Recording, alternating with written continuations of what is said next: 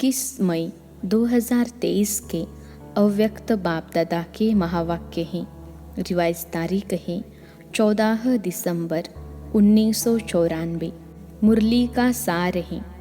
समय, संकल्प, बोल द्वारा कमाई जमा करने का आधार 3 बिंदी लगाना। समय, संकल्प, बोल द्वारा कमाई जमा करने का आधार 3 बिंदी लगाना। आज बाप दादा किस सभा में आए हैं? ये सारी सभा किन आत्माओं की है? बाप दादा देख रहे हैं कि हर एक हाईएस्ट, रिचेस्ट है। दुनिया वाले तो कहते हैं रिचेस्ट इन दी वर्ल्ड, लेकिन आप सभी हैं रिचेस्ट इन कल्पा। इस समय का जमा किया हुआ खजाना सारा कल्प साथ में चलता है। सारे कल्प में ऐसा कोई भी नहीं मिलेगा जो ये सोचे कि इस जन्म में तो रिचेस्ट हूँ, लेकिन भविष्य में भी अनेक जन्म साहूकार से साहूकार रहेंगे। और आप सभी निश्चय और नशे से कहते हो कि हमारा ये खजाना अनेक जन्म साथ रहेगा। गारंटी है ना? तो ऐसा रिचेस्ट सारे कल्प में देखा तो आज बाप दादा अपने शाहन के भी शाह, राजाओं के भी राजा बच्चों को देख रहे हैं। एक एक दिन में कितनी कमाई जमा करते हो, हिसाब निकालो। जमा का खाता कितना तीव्र गति से बढ़ता जा रहा है और बढ़ाने का साधन कितना सहज है। इसमें मेहनत है क्या? आपकी कमाई व जमा खाता बढ़ने का सबसे सहज साधन है। बिंदी लगाते जाओ और बढ़ाते जाओ। आप भी बिंदी, बाप भी बिंदी, और ड्रामा में भी बीती को बिंदी लगाना। तो कमाई का आधार है बिंदी लगाना, और कोई मात्रा है ही नहीं। क्या, क्यों, कैसे, ये क्वेश्चन मार्क की मात्रा, आश्चर्य की मात्रा किसी की आवश्यकता नहीं है, क्योंकि मास्टर नॉलेजफुल बन गए। तो कैसे शब्द ऐसे में बदल गया या अभी भी कैसे कैसे कहते हो पता नहीं। ये शब्द संकल्प में भी बदल गया। त्रिकालदर्शी ये स्वप्न में भी नहीं सोच सकते। तो मुख से तो बोलने का सवाल ही नहीं है। संगम पर सारा खेल ही 3 बिंदियों का है। सबसे सहज बिंदी होती या क्वेश्चन मार्क सहज होता है? बिंदी सहज है ना? बिंदी लगाने में कितना टाइम लगता? सेकंड से भी कम। बिंदी लगाना आता है कि कलम खिसक जाती है। कई बार बिंदी के बजाय कलम भी लंबी लकीर खींच लेती है। बिंदी लगाने से 1 सेकंड में आपके कितने खजाने बच जाते हैं।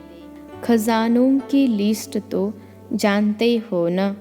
अगर बिंदी के बजाय और कोई मात्रा लगाते हो वह लग जाती है, तो सोचो ज्ञान का खजाना गया, शक्तियों का खजाना गया, गुणों का खजाना गया, संकल्प का खजाना गया, एनर्जी गई। श्वास सफल के बजाय असफलता में गया।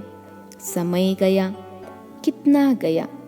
लंबी लिस्ट हो गई ना?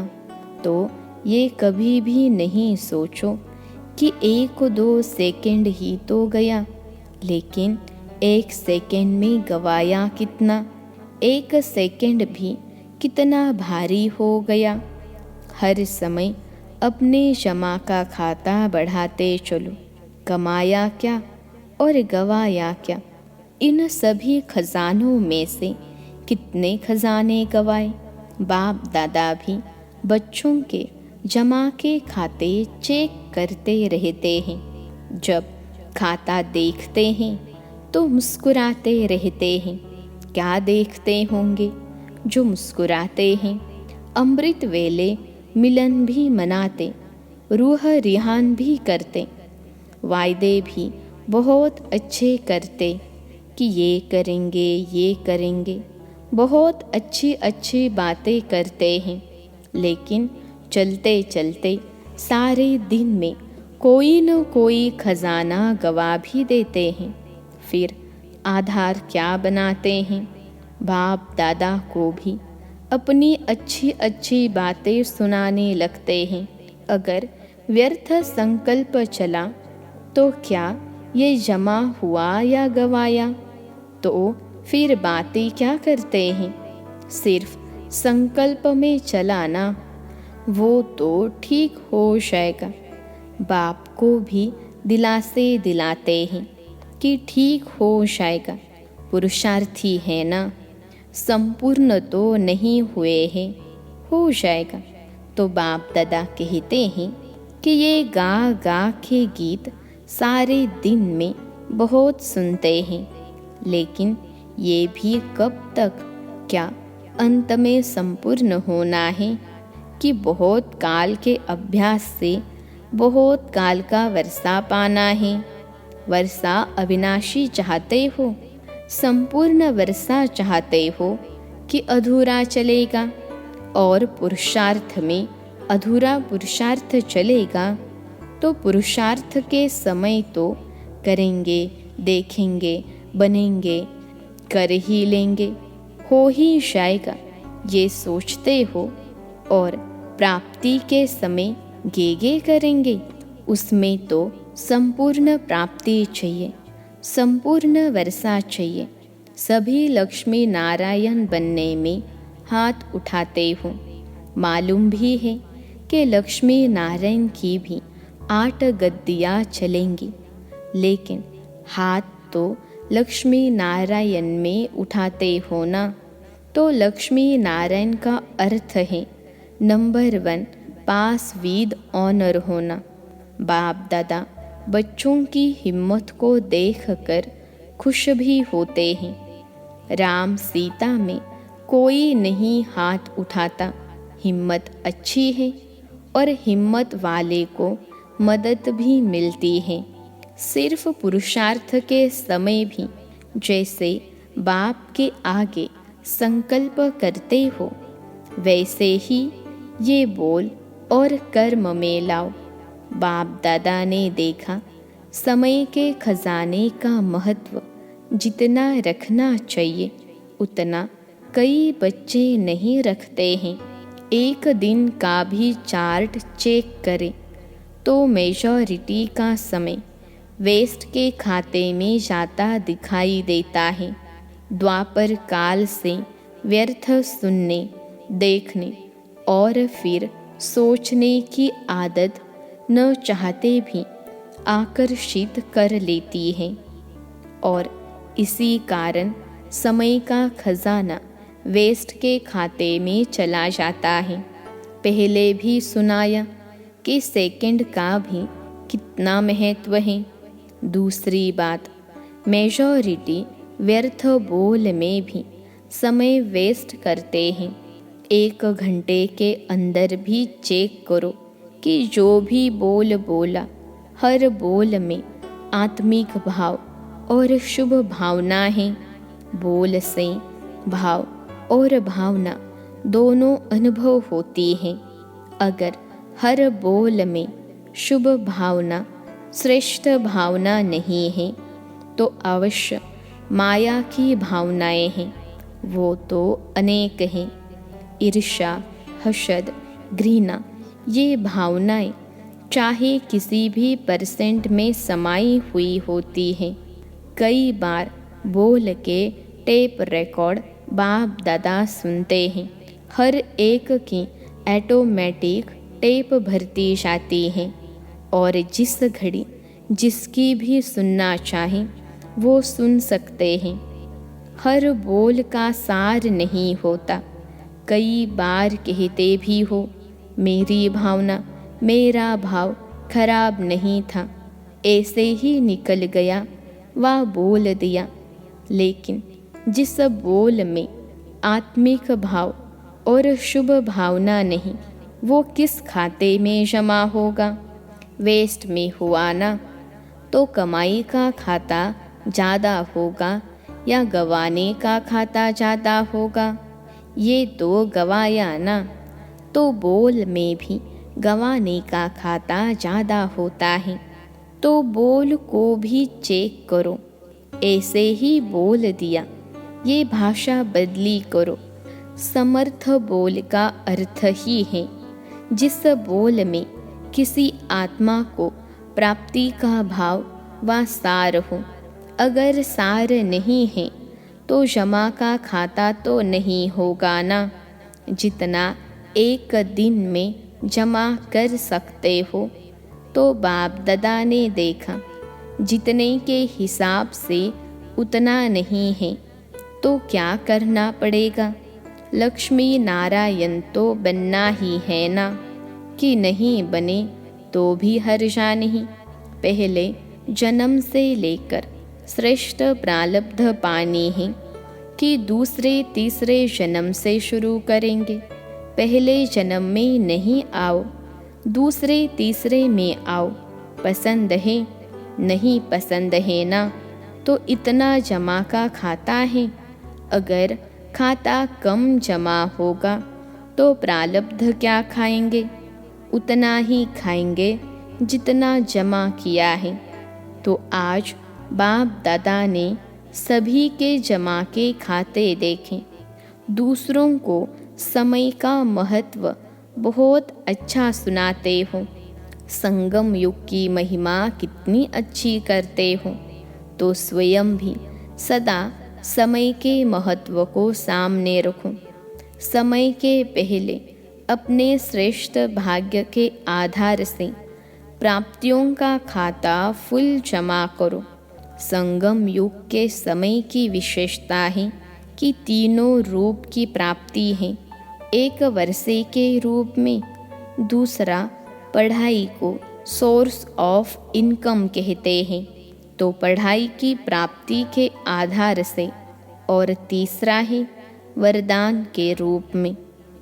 वर्षा भी है, इनकम भी है और वरदान भी है। प्राप्ति बहुत भारी है, बहुत बड़ी है, सिर्फ संभालने वाले बनो। वर्षा भी बेहद है, इनकम भी बेहद है और वरदान भी बेहद के हैं। कभी सोचा था कि रोज़ भगवान का वरदान मिलेगा? इतने वरदान किसी को भी कभी भी नहीं मिल सकते। लेकिन आप तो कहते हो हमारा तो अधिकार है, वर्षे पर भी, पढ़ाई पर भी और वरदान पर भी। छोटी बात नहीं है, बहुत बड़ी है।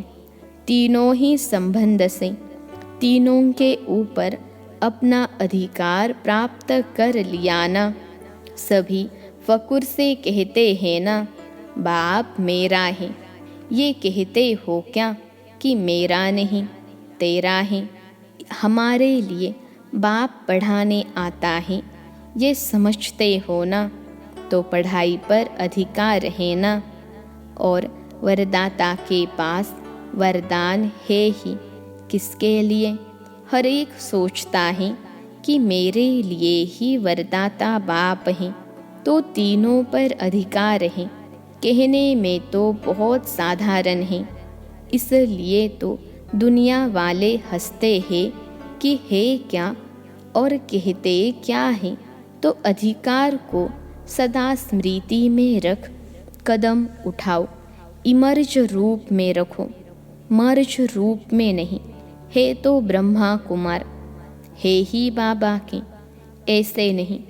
इमर्ज रूप में, मन में, बुद्धि में, कर्म में इमर्ज रखो। मन में ये संकल्प इमर्ज हो कि मैं ये हूँ। बुद्धि में स्मृति स्वरूप हो और कर्म में अधिकारी के निश्चय और नशे से हर कर्म हो। ऐसे नहीं, अमृत वेले तो इमर्ज रहता है, फिर सारे दिन में मर्ज हो जाता है। नहीं, सदा इमर्ज रूप में रहे तो जमा का खाता बढ़ाओ, तीव्र गति से बढ़ाना, ढीला ढाला नहीं करना, क्योंकि समय आप मास्टर रचयिता के लिए रुका हुआ है। अभी भी प्रकृति को ऑर्डर करें तो क्या नहीं कर सकती है। अगर पांचों ही तत्व हलचल मचाना शुरू कर दें तो क्या नहीं हो सकता, और कितने में हो सकता। तो समय, प्रकृति और माया विदाई के लिए इंतज़ार कर रही हैं। आप संपूर्णता की बधाइयाँ मनाओ तो वो विदाई लेकर ही जाएगी। माया भी देखती है, अभी ये तैयार नहीं है तो चांस लेती रहती है। प्रकृति को ऑर्डर करें, पुरुष तैयार है, प्रकृति तो तैयार हो जाएगी।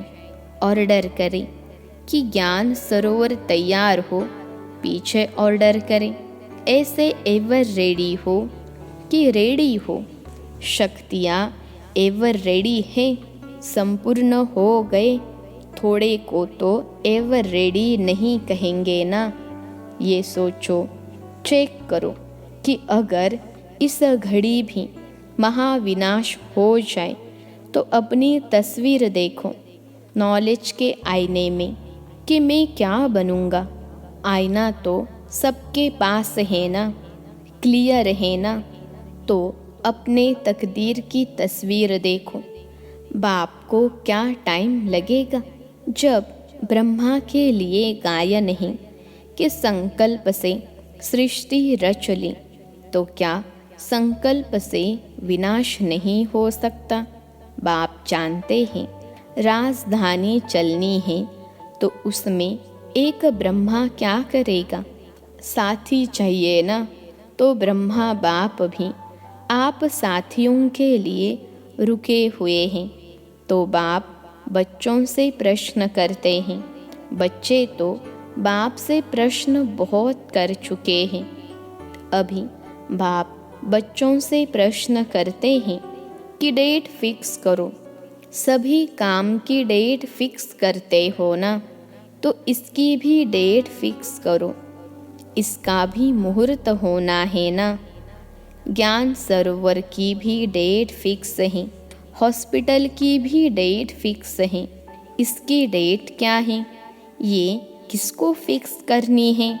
बाप को नहीं करनी है। ये बाप ने आप बच्चों के हाथ में दिया है। कोई काम तो आप भी करेंगे कि सब बाप करेंगे? डेट फिक्स का प्रोग्राम बनाना। अच्छा, नए बच्चों को देखते हुए देखो, आप नए नए बच्चे जो आए हैं, आपसे सबका कितना प्यार है।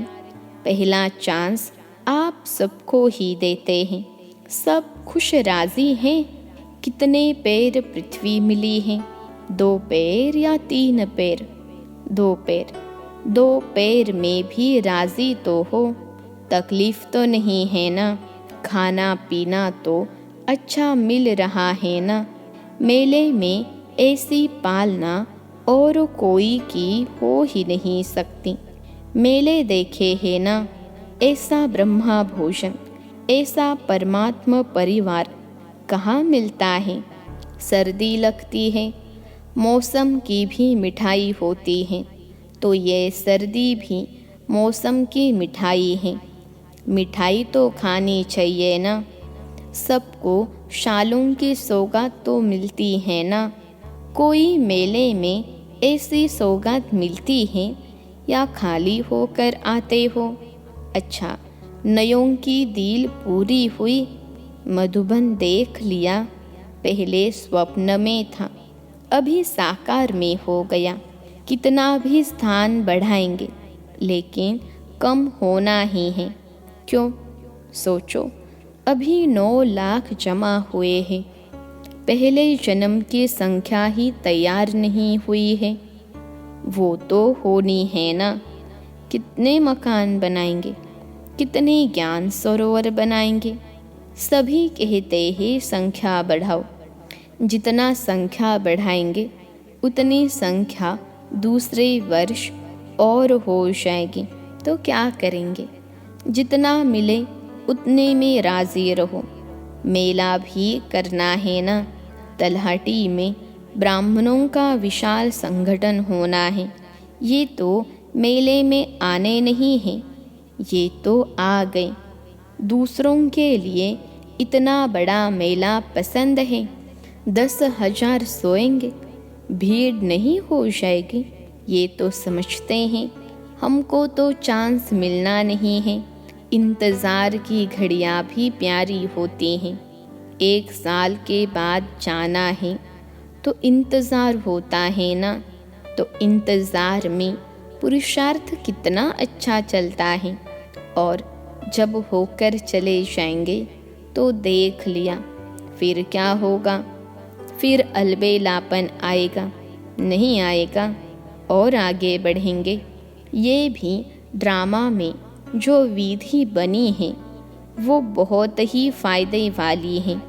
1 साल में पक्के तो हो जाते हो ना, नहीं तो कच्चे कच्चे आ जाते, फिर युद्ध करनी पड़ती।